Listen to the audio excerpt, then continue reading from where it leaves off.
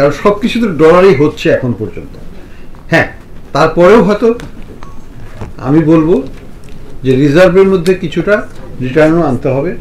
আমরা কিছুটা বিবেচনা নিচ্ছি আগামীতে, যে আমাদের যে ইনভেস্টমেন্ট পলিসি আছে সেটাকে রিভিউ করা, দেখা যে এখানে কোনো গুণগত পরিবর্তন প্রয়োজন আছে কিনা, আমি জানি না প্রয়োজন হবে কিনা, সেটা আমরা করব। এবং হয়তোবা আমরা কিছু আন্তর্জাতিক প্রতিষ্ঠানের সাথেও আমরা কনসালটেশনে যাব যে আমরা নতুন কিছু করতে পারি কিনা। কারণ আমাদের রিজার্ভ আমরা আশা করব যেটা এখন 31 বিলিয়নের উপর আছে, 30-এর উপরে আছে, এটা আস্তে আস্তে 40-এ যাবে, আরও উপরে যাবে। আমাদেরকেও আবার আমাদের রিজার্ভটাকে একটু ভালোভাবে বিনিয়োগও করতে হবে। তো সেই বিনিয়োগটা কিভাবে কোথায় হবে সেটাও আমাদেরকে সিদ্ধান্ত নিতে হবে আগামীতে, কারণ অর্থের তো সব ব্যবহার করতেই হবে। কাজে এটা দিশার চলমান প্রক্রিয়া, এটা চলবে। এখানে সফিস্টিকেশনও আনতে হবে। পৃথিবীর অনেক দেশই তাদের রিজার্ভ অনেক বড় বড়, এবং তারা ম্যানেজ করে বিভিন্নভাবে to optimise return on reserve. আমাদেরও চিন্তা করতে হবে সেই ক্ষেত্রে আমরা কতখানি চাই। এবার আমার ধারণা হচ্ছে আমরা 6%-এর উপর হলে আমরা তখন হয়তো কিছুটা ইডিএফে দিয়ে দেবো, এখানে দিয়ে দেবো, যেটা আমাদের রিটার্নটাকে হয়তো বাড়াবে। সেটা আমাদেরকে দেখতে হবে, কিন্তু সেফ হতে হবে অ্যাট দ্য সেম টাইম।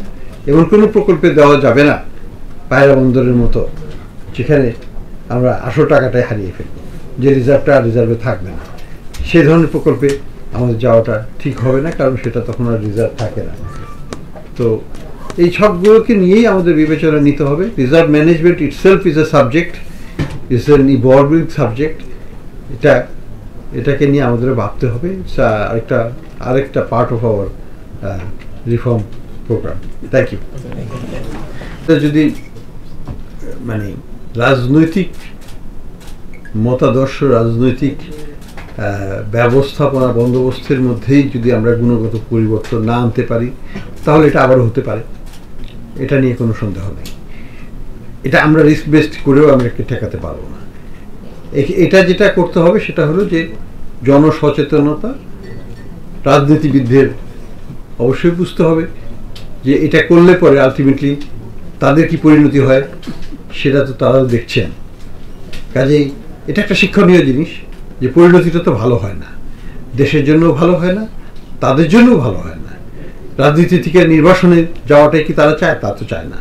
কাজে এটা নিয়ে ভাবতে হবে যে এই বিশৃঙ্খল সিস্টেম, বলবো যদি সরকার যদি তার মানসিকতার পরিবর্তন না করে, তাহলে কোনো ইনস্টিটিউশনই রক্ষা পেতে পারে না হয়তো। সেটা আমরা দেখেছি গত 15 বছরে। কাজে নতুন করে এখানে কিছু বলার নাই। এখানে অবশ্যই রাজনৈতিক সরকার, যে সরকারই থাকুক না কেন, তাদেরকে সেই বিষয়ে শ্রদ্ধাশীল হতে হবে, এবং সেটা হলে পরেই সব কিছু।